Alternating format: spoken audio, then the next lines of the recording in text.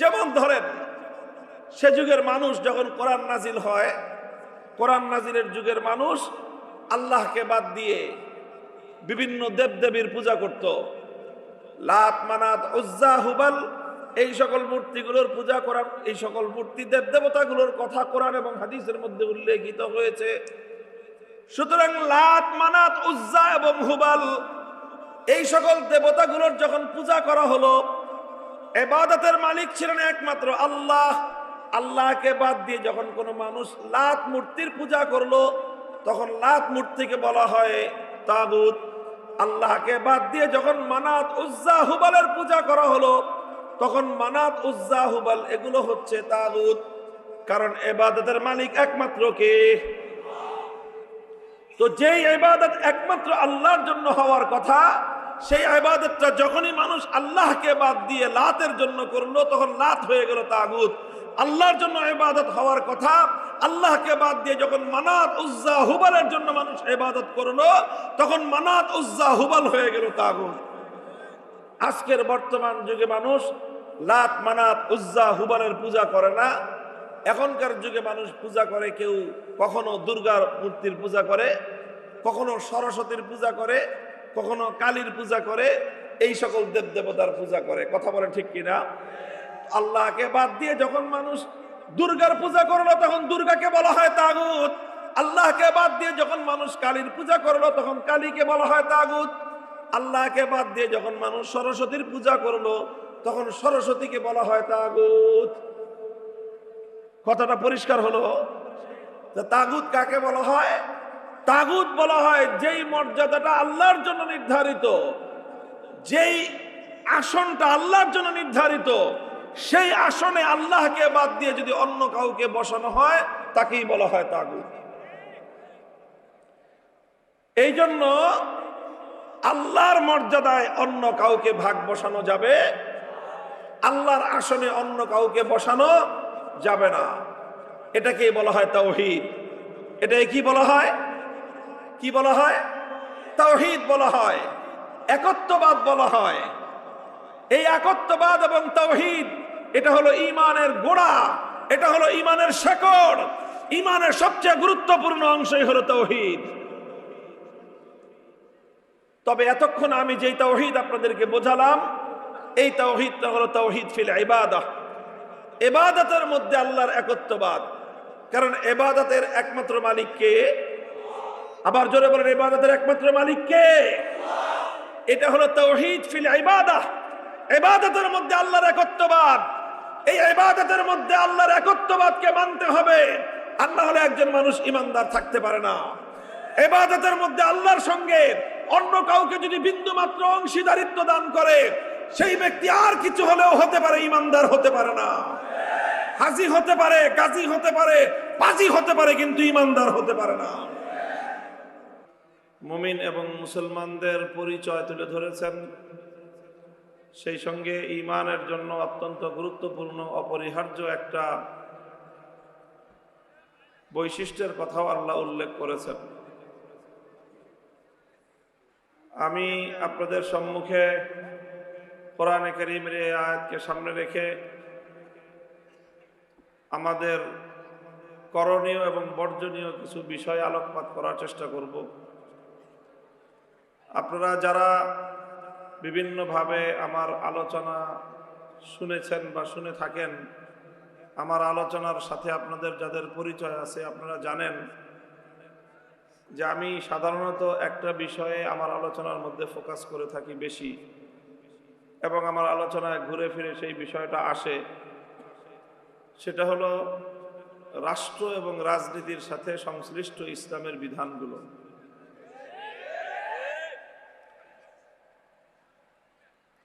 অর্থাৎ রাষ্ট্র ব্যবস্থা এবং রাজনীতিতে ইসলাম বিরোধী যেই সকল কার্যকলাপ পরিচালিত হয়, এবং রাষ্ট্র এবং রাজনীতির সাথে সংশ্লিষ্ট আল্লাহর কোরআন এবং ইসলামের যেই বিধানগুলো, সেই বিধানগুলোই আমি সাধারণত আলোচনা করার চেষ্টা করি। কেন করি আমি এই কাজটা?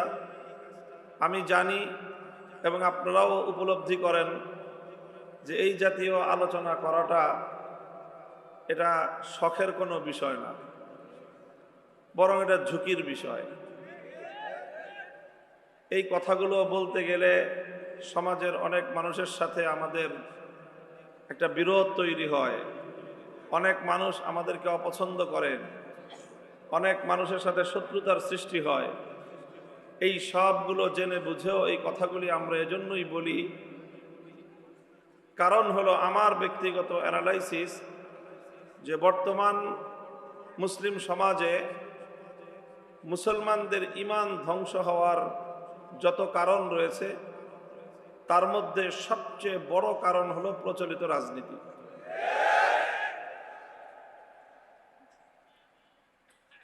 যত অন্যায় এবং খারাপ কাজের যতগুলো সেক্টর বাংলাদেশে বা মুসলিম সমাজের মধ্যে আছে, যেরকম ধরেন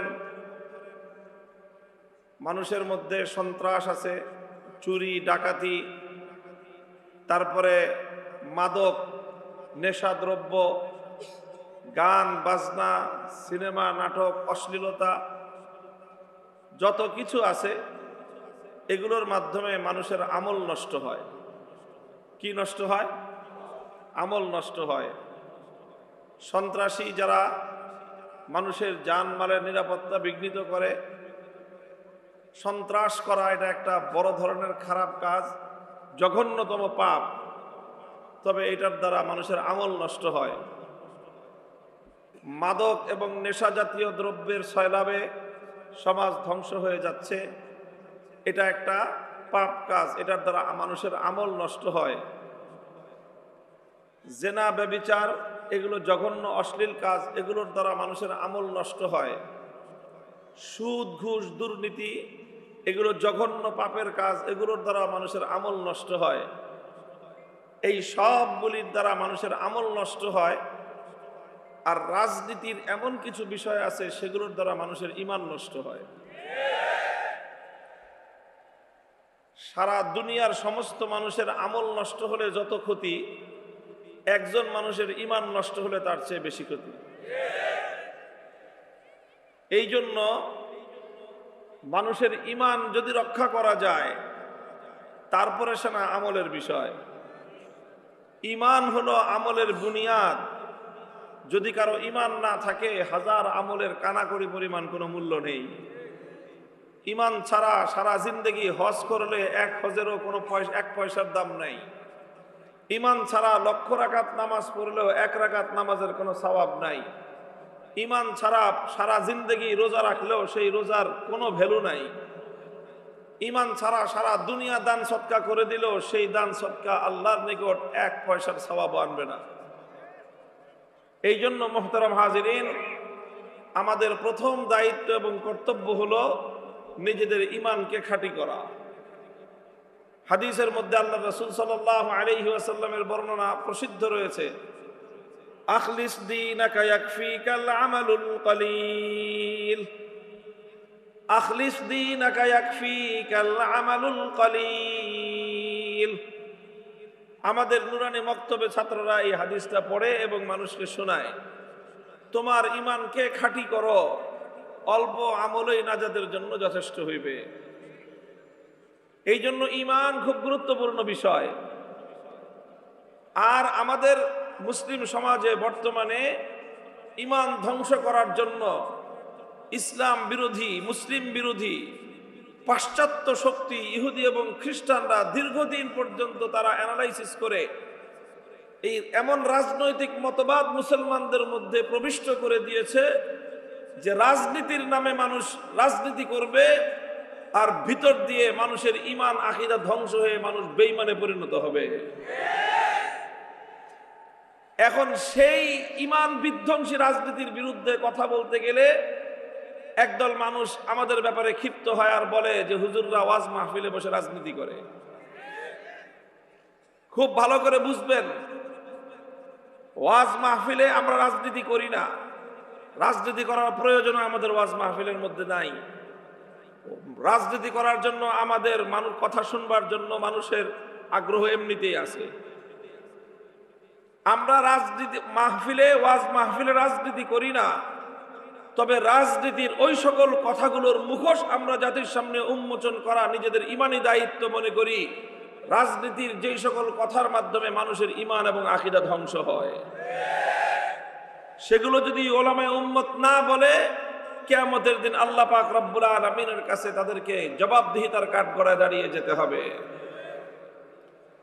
এই কথাগুলো বলতে গেলে যারা ইমান বিধ্বংসী রাজনীতি করে, যারা তাদের রাজনৈতিক মতাদর্শের মাধ্যমে মুসলমানদের ইমানকে হরণ করে, তাদের স্বার্থে আঘাত লাগে।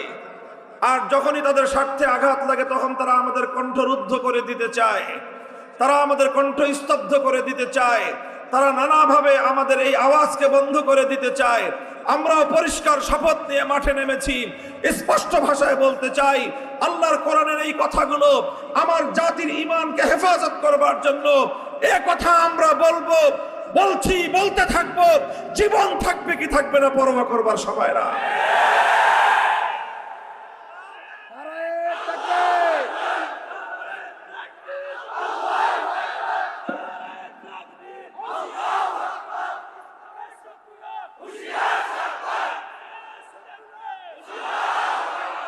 মুহতারাম হাজিরিন, আমি যে আয়াত আপনাদের সম্মুখে তেলাওয়াত করেছি, আয়াতের মধ্যে আল্লাহ পাক রব্বুল আলামিন নিজেই অত্যন্ত বিস্ময় নিয়ে আশ্চর্য হয়ে আল্লাহ প্রশ্ন রেখেছেন, আলাম তারা ইলাল্লাযীনা ইয়াজুমুনা আন্নাহুম আমানু বিমা উনজিলা ইলাইকা ওয়া মা উনজিলা মিন ক্বাবলিক ইউরিদুনা আন ইয়াতাহাকামু ইলাত তাগুতি ওয়া ক্বাদ উমিরু আন ইয়াকফুরু বিহি ওয়া ইউরিদুশ শাইতানু আন ইউদিল্লাহুম দালালাম বাঈদা।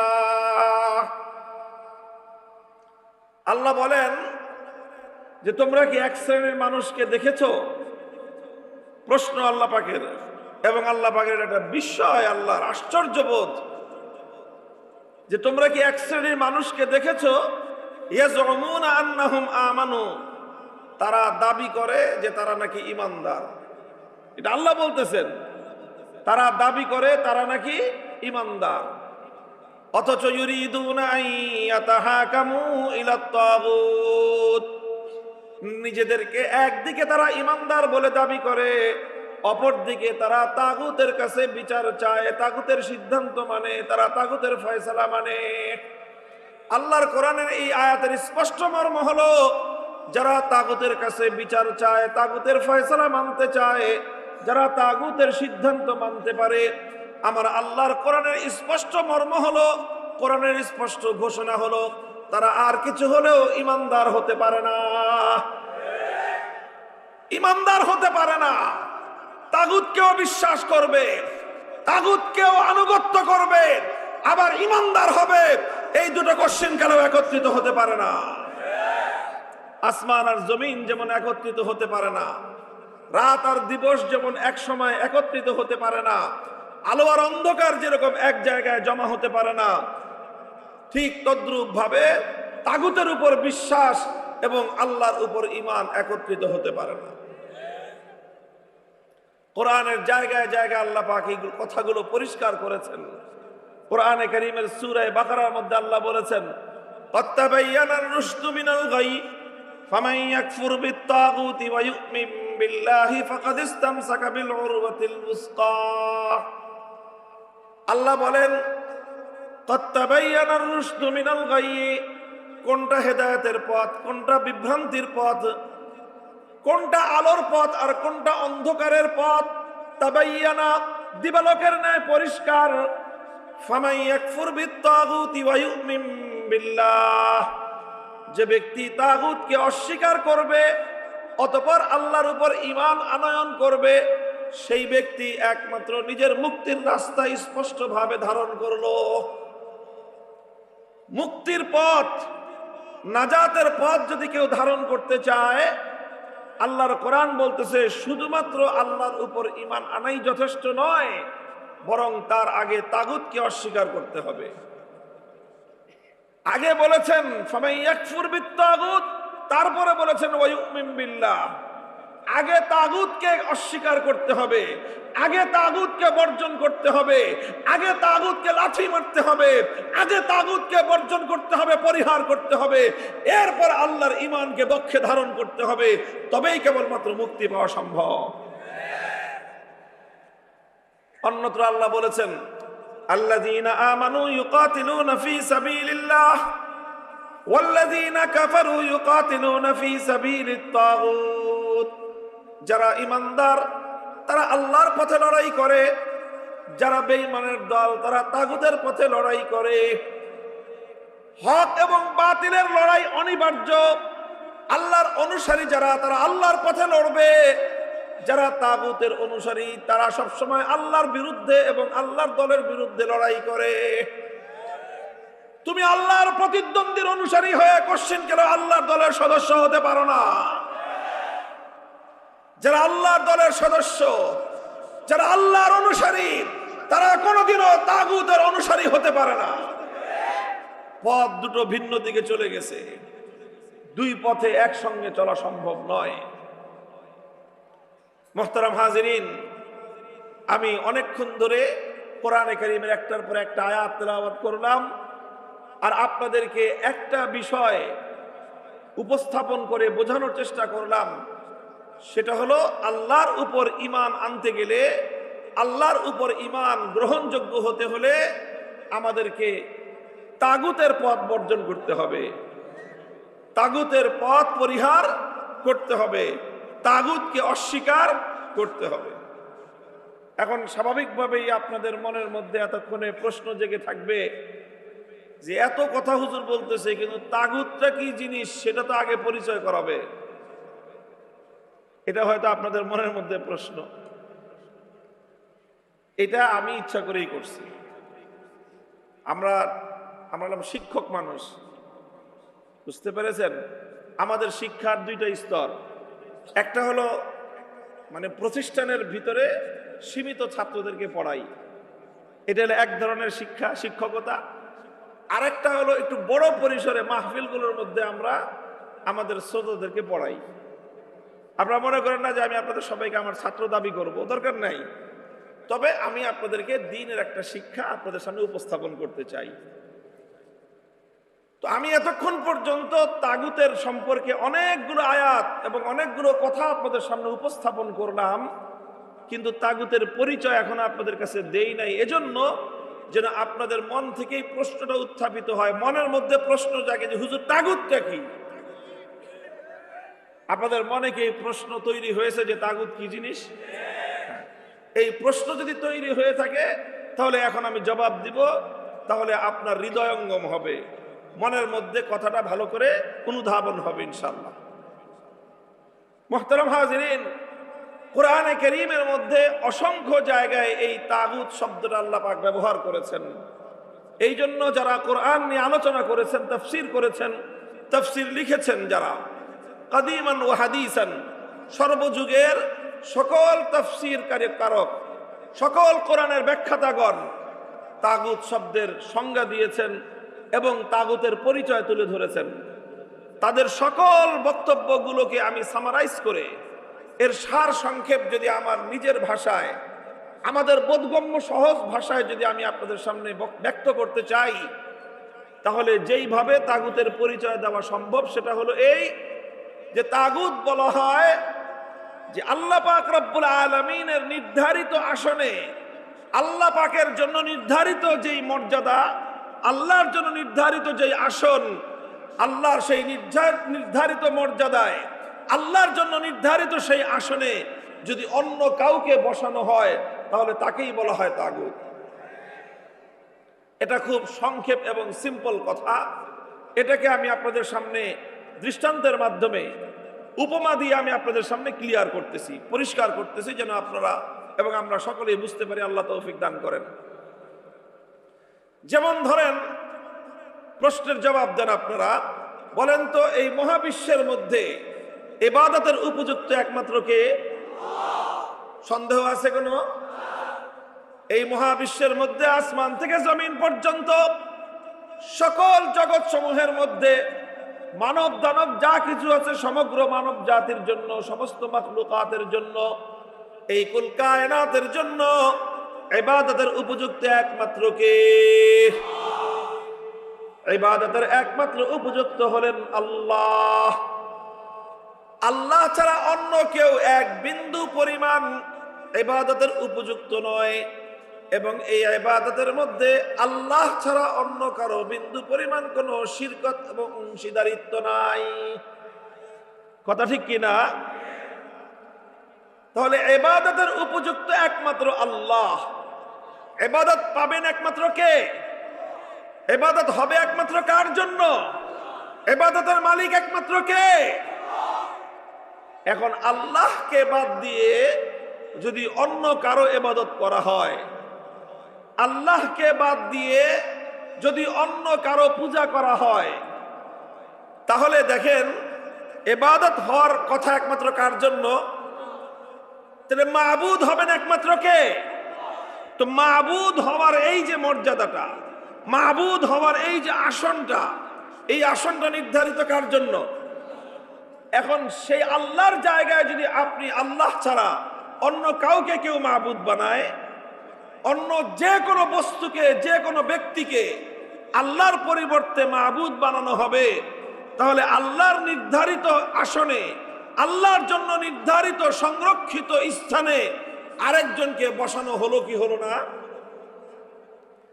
তাহলে যখনই কোনো মানুষ এক আল্লাহ ছাড়া অন্য কারো ইবাদত করবে বা করে, তখন সে তাকে আল্লাহর স্থানে আসন দান করলো, আল্লাহর মর্যাদার সঙ্গে তাকে সে শরীক করলো। আল্লাহর জন্য নির্ধারিত যে আসন, সেই আসনে সে অন্য কাউকে বসালো। আল্লাহর জন্য নির্ধারিত যে মর্যাদা, সেই মর্যাদা সে আরেকজনকে দান করলো। আল্লাহর জন্য নির্ধারিত যে স্থান, সেই স্থানের মধ্যে সে আরেকজনকে স্থাপিত করলো। তো যখনই আরেকজনকে আল্লাহর জায়গায় স্থান দিল, আরেকজনকে যখন আল্লাহর আসনে কেউ বসালো, তো যাকেই আল্লাহর আসনে বসানো হলো তাকেই বলা হয় তাগুত। যেমন ধরেন, সে যুগের মানুষ যখন কোরআন নাজিল হয়, কোরআন নাজিলের যুগের মানুষ আল্লাহকে বাদ দিয়ে বিভিন্ন দেবদেবীর পূজা করত। লাত, মানাত, উজ্জা, হুবাল, এই সকল মূর্তিগুলোর পূজা করার, এই সকল মূর্তি দেবদেবতাগুলোর কথা কোরআন এবং হাদিসের মধ্যে উল্লেখিত হয়েছে। সুতরাং লাত, মানাত, উজ্জা এবং হুবাল, এই সকল দেবতাগুলোর যখন পূজা করা হলো, ইবাদতের মালিক ছিলেন একমাত্র আল্লাহ। আল্লাহকে বাদ দিয়ে যখন কোনো মানুষ লাত মূর্তির পূজা করলো, তখন লাত মূর্তিকে বলা হয় তাগুত। আল্লাহকে বাদ দিয়ে যখন মানাত, উজ্জা, হুবালের পূজা করা হলো, তখন মানাত, উজ্জা, হুবাল এগুলো হচ্ছে তাগুত। কারণ ইবাদতের মালিক একমাত্র কে? তো যেই ইবাদত একমাত্র আল্লাহর জন্য হওয়ার কথা, সেই ইবাদতটা যখনই মানুষ আল্লাহকে বাদ দিয়ে লাতের জন্য করলো, তখন লাত হয়ে গেল তাগুত। আল্লাহর জন্য ইবাদত হওয়ার কথা, আল্লাহকে বাদ দিয়ে যখন মানাত, উজ্জা, হুবালের জন্য মানুষ ইবাদত করলো, তখন মানাত, উজ্জা, হুবাল হয়ে গেল তাগুত। আজকের বর্তমান যুগে মানুষ লাত, মানাত, উজ্জা, হুবালের পূজা করে না। এখনকার যুগে মানুষ পূজা করে, কেউ কখনো দুর্গার মূর্তির পূজা করে, কখনো সরস্বতীর পূজা করে, কখনো কালীর পূজা করে, এই সকল দেব দেবতার পূজা করে। কথা বলে ঠিক কিনা? আল্লাহকে বাদ দিয়ে যখন মানুষ দুর্গার পূজা করলো, তখন দুর্গাকে বলা হয় তাগুত। আল্লাহকে বাদ দিয়ে যখন মানুষ কালীর পূজা করলো, তখন কালীকে বলা হয় তাগুত। আল্লাহকে বাদ দিয়ে যখন মানুষ সরস্বতীর পূজা করলো, তখন সরস্বতীকে বলা হয় তাগুত। কথাটা পরিষ্কার হলো? তাগুত কাকে বলা হয়? তাগুত বলা হয় যেই মর্যাদাটা আল্লাহর জন্য নির্ধারিত, যেই আসনটা আল্লাহর জন্য নির্ধারিত, সেই আসনে আল্লাহকে বাদ দিয়ে যদি অন্য কাউকে বসানো হয়, তাকেই বলা হয় তাগুত।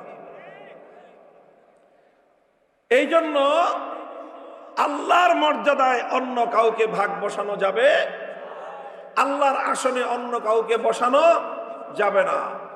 এটাকেই বলা হয় তাওহীদ। এটাকে কি বলা হয়? কি বলা হয়? তাওহীদ বলা হয়, একত্ববাদ বলা হয়। এই একত্ববাদ এবং তাওহীদ, এটা হলো ঈমানের গোড়া, এটা হলো ঈমানের শেকড়। ঈমানের সবচেয়ে গুরুত্বপূর্ণ অংশই হলো তাওহীদ। তবে এতক্ষণ আমি যেই তাওহীদ আপনাদেরকে বোঝালাম, এই তাওহীদটা হলো তাওহীদ ফিল ইবাদাহ। ইবাদতের মধ্যে আল্লাহর একত্ববাদ। কারণ ইবাদতের একমাত্র মালিক কে? আবার জোরে বলেন, ইবাদতের একমাত্র মালিক কে? এটা হলো তাওহীদ ফিল ইবাদাহ। ইবাদতের মধ্যে আল্লাহর একত্ববাদ। এই ইবাদতের মধ্যে আল্লাহর একত্ববাদকে মানতে হবে। আর না হলে একজন মানুষ ঈমানদার থাকতে পারে না। ইবাদতের মধ্যে আল্লাহর সঙ্গে অন্য কাউকে যদি বিন্দু মাত্র অংশীদারিত্ব দান করে, সেই ব্যক্তি আর কিছু হলেও হতে পারে, ঈমানদার হতে পারে না। হাজী হতে পারে, গাজী হতে পারে, পাজি হতে পারে, কিন্তু ঈমানদার হতে পারে না। কথাটা বুঝে আসলো? আমি আপনাদেরকে প্রশ্ন করতে চাই, যদি মনে করেন একজন মানুষ 24 ঘন্টার মধ্যে 23 ঘন্টা 55 মিনিট আল্লাহর ইবাদত করলো, আর 5 মিনিটের জন্য দুর্গার পূজা করে, এই মানুষটা ঈমানদার না বেঈমান? সন্দেহ আছে কোনো? কেন? সে তো 23 ঘন্টা 55 মিনিট লাগাতার এক আল্লাহর ইবাদত করলো, শুধু 5টা মিনিট, আচ্ছা 5 মিনিট না আরো কম, 1 মিনিট, 1 মিনিট না আরো কম, 5 সেকেন্ডের জন্য সে দুর্গার পূজা করে প্রতিদিন, ঈমানদার না বেঈমান? তাহলে তার 23 ঘন্টা 59 মিনিটের ইবাদত কোনো দাম নাই। কারণ কি? দাম না থাকার কারণ হলো ইবাদত একমাত্র কার জন্য? যেটা একমাত্র আল্লাহর জন্য নির্ধারিত। সেই ইবাদত যদি কোনো গায়রুল্লাহর জন্য করা হয়, আল্লাহ ছাড়া অন্য কারোর জন্য করা হয়, তাহলে সে হলো তাগুত। যে তাগুতকে বিশ্বাস করে, যে তাগুতকে অনুসরণ করে, যে তাগুতের ইবাদত করে, সে হাজী হতে পারে, আবারও বলছি হাজী হতে পারে, গাজী হতে পারে, নামাজি হতে পারে, ঈমানদার হতে পারে না।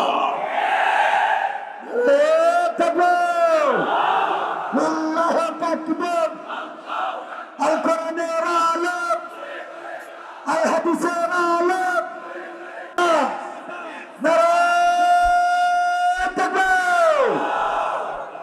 মুহতারাম হাজিরিন, এতক্ষণ পর্যন্ত আমি আবারও বলছি, আপনাদেরকে বলতেছি আমি তাওহীদের কথা, একত্ববাদের কথা। এই তাওহীদ এবং একত্ববাদ হলো ইবাদতের তাওহীদ। এটাকে বলা হয় তাওহীদ ফিল ইবাদাহ, ইবাদতের একত্ববাদ।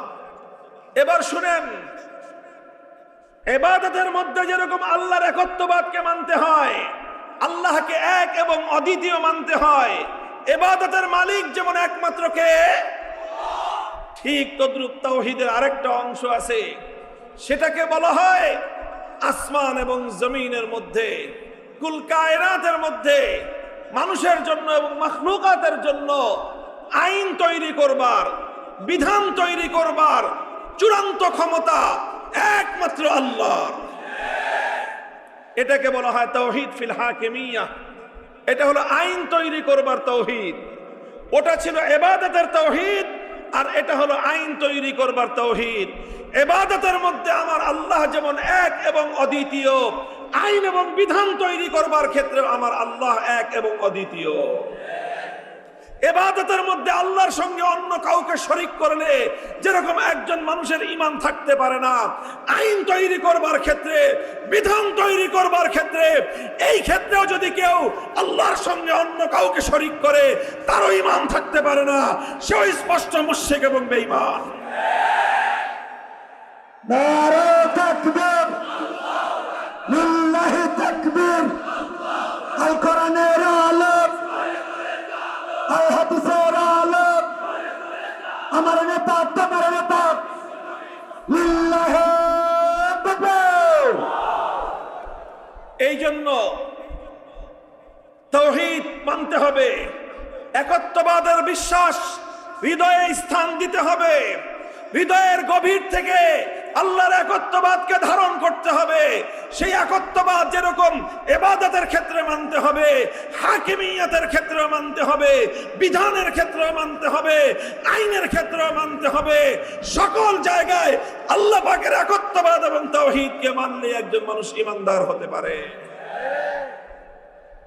মুহতারাম হাজিরিন, কেউ প্রশ্ন করতে পারেন, যে আইন তৈরি করার একমাত্র অধিকার কার? বিধান তৈরি করবেন একমাত্র কে? এটা আল্লাহর একত্ববাদ, এটা তাওহীদ। প্রশ্ন যদি হয় তাহলে কি মানুষ কোনো আইন করতে পারবে না? প্রশ্ন। সরকার কোনো আইন করতে পারবে না? কর্তৃপক্ষ কোনো আইন করতে পারবে না? অথরিটি কোনো প্রতিষ্ঠানের তারা কোনো আইন করতে পারবে না? কোনো কমিটি তারা কোনো আইন করতে পারবে না? সরকার রাষ্ট্র কোনো আইন করতে পারবে না? আদালত এবং বিচারক কোনো আইন করতে পারবে না? এই যদি হয় প্রশ্ন, সেই প্রশ্নের জবাব হলো পরিষ্কার, বুঝে রাখুন। হ্যাঁ, মানুষ আইন করতে পারবে, সরকার আইন করতে পারবে, রাষ্ট্র আইন করতে পারবে, আদালত আইন করতে পারবে, বিচারক আইন করতে পারবে, কর্তৃপক্ষ আইন করতে পারবে, সবাই আইন করতে পারবে, তবে একটা শর্তের সাথে পারবে। কয়টা শর্ত? জোরে বলেন, কয়টা শর্ত? সকলেই আইন করতে পারবে কয় শর্তে? এক শর্তে। আর সেই শর্ত হলো এই যে মানুষ আইন করতে পারবে, সরকার আইন করতে পারবে, কর্তৃপক্ষ আইন করতে পারবে। শর্ত হলো মানুষের আইন, সরকারের আইন কোনোদিন আল্লাহ পাকের কোনো আইনের বিরোধী হতে পারবে না। এই শর্তে মানুষ আইন করতে পারে। নিরঙ্কুশ ভাবে, প্রশ্নহীন ভাবে আইন করার অধিকার একমাত্র কার? চিৎকার করে বলেন, নিরঙ্কুশ ভাবে, প্রশ্নহীন ভাবে একমাত্র আইন তৈরি করবার অধিকার কার? মানুষ আইন করতে পারবে, শর্ত হলো আল্লাহর আইনের বিরুদ্ধে যেতে পারবে না। সরকার আইন করতে পারবে, শর্ত হলো আল্লাহর আইনের বিরুদ্ধে যেতে পারবে না। আদালত আইন করতে পারবে, শর্ত হলো আল্লাহর আইনের বিরুদ্ধে যেতে পারবে না। কর্তৃপক্ষ আইন করতে পারবে, শর্ত হলো আল্লাহর আইনের বিরুদ্ধে যেতে পারবে না। কমিটি আইন করতে পারবে, শর্ত হলো আল্লাহর আইনের বিরুদ্ধে আইন করতে পারবে না। কেউ যদি আল্লাহর আইনের বিরুদ্ধে আইন করে, সে আইন তৈরি করবার ক্ষেত্রে আমার আল্লাহর সঙ্গে বিরোধ তৈরি করে আল্লাহর জন্য নির্ধারিত আসনে সে বসার চেষ্টা করলো। যে আল্লাহর আসনে বসতে চায় তাকেই বলা হয় তাগুত, তাকেই বলা হয় তাগুত, সেই হলো তাগুত।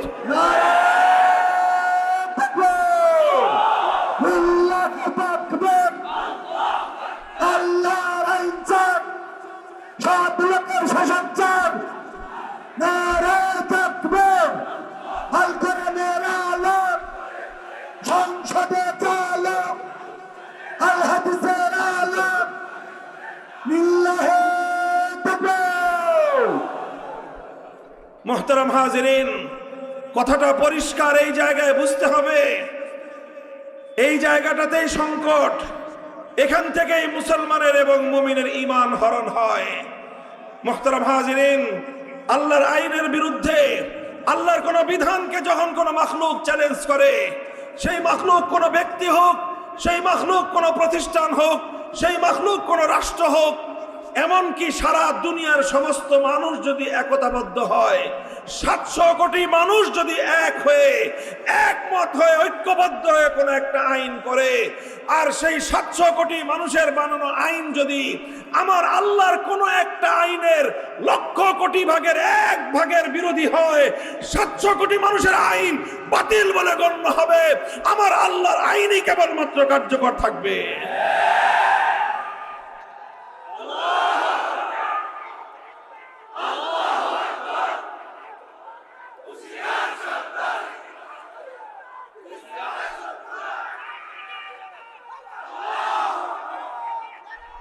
মুহতারাম হাজিরিন, কাজে আল্লাহর আইনের বিরুদ্ধে যেই আইন করবে, সে আল্লাহ পাকের জন্য নির্ধারিত আসনে বসার জন্য স্বয়ং আমার আল্লাহ রাব্বুল আলামিনের সঙ্গে প্রতিদ্বন্দ্বিতায় নিয়োজিত হলো।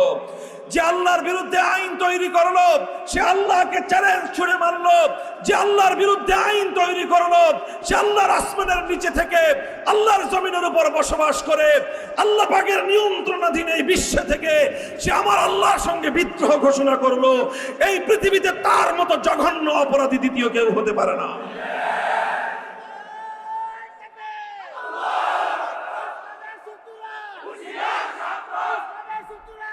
এই জন্য আমরা বলি, আল্লাহর আইনের বিরুদ্ধে যে আইন করবে, আল্লাহর বিধানের বিরুদ্ধে যেই বিধান করবে তাকেই বলা হবে তাগুত। আল্লাহর আইনের বিরুদ্ধে যদি কোনো রাজা বাদশাহ আইন করে সেই রাজা বাদশাকে বলা হবে তাগুত। আল্লাহর আইনের বিরুদ্ধে যদি কোনো রাষ্ট্রপতি কোনো আইন জারি করে সেই রাষ্ট্রপতিকে বলা হবে তাগুত। আল্লাহর আইনের বিরুদ্ধে যদি কোনো প্রধানমন্ত্রী কোনো আইন জারি করে সেই প্রধানমন্ত্রীকে বলা হবে তাগুত। আল্লাহর আইনের বিরুদ্ধে যদি কোনো মন্ত্রী পরিষদ কোনো আইন পাশ করে সেই মন্ত্রী পরিষদকে বলা হবে তাগুত। আল্লাহর আইনের বিরুদ্ধে যদি কোনো আদালত কোনো বিচারপতি কোনো আইন কোনো সার্কুলার জারি করে সেই আদালত সেই বিচারপতিকে বলা হবে তাগুত। আল্লাহর আইনের বিরুদ্ধে যদি কোনো আইন পরিষদ কোনো সংসদ কোনো আইন পাশ করে গোটা সংসদ এবং সেই আইন পরিষদকে বলা হবে তাগুত।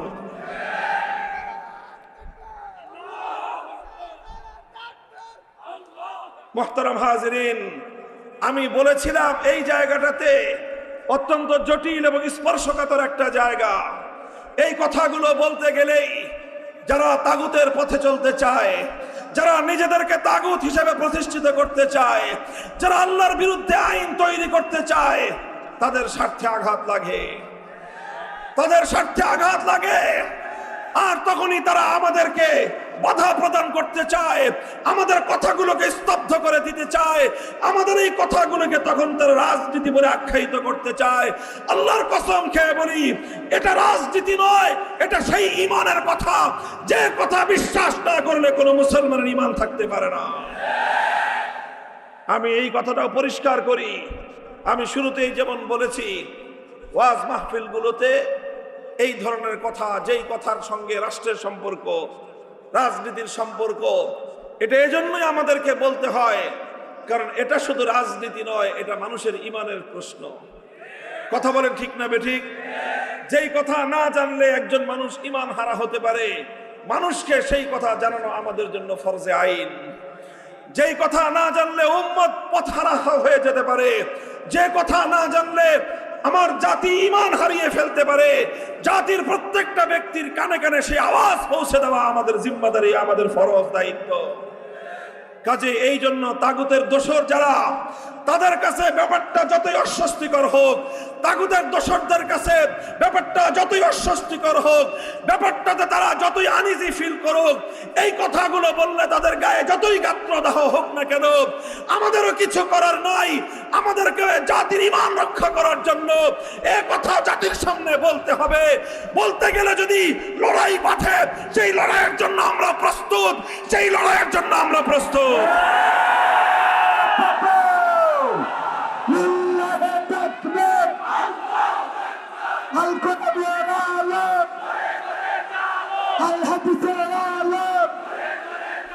ইসলামের শত্রুরা, ইসলামের শত্রুরা, আমার নেতা, তাদের নেতা,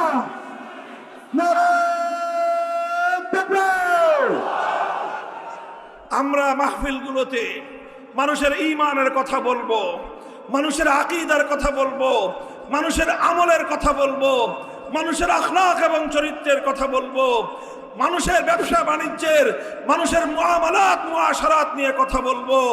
সব বিষয় নিয়ে ইসলামের ব্যক্তিগত জীবনের বিধান নিয়ে আলোচনা করব, ইসলামের পারিবারিক বিধান নিয়ে আলোচনা করব, ইসলামের অর্থনৈতিক বিধান নিয়ে আলোচনা করব, ইসলামের বিচার ব্যবস্থা নিয়ে আলোচনা করব, ইসলামী শাসন ব্যবস্থা নিয়ে আলোচনা করব, রাষ্ট্র ব্যবস্থা নিয়ে আলোচনা করব, রাজনীতি নিয়ে আলোচনা করব। তবে আমরা ওয়াজ মাহফিলগুলোতে দলীয় রাজনীতি করব না। আমাকে যারা ফলো করেন, আমার কথা যারা অনুসরণ করেন, লক্ষ্য করবেন, দেখবেন আমি ইসলামী রাজনীতির কথা বলি, কিন্তু কখনো আমি আমার নিজের দলের কথাও কোনো মাহফিলে বসে বলি না। কেন বলি না? কারণ এই মাহফিলগুলোকে আমরা নির্দলীয় রাখতে চাই।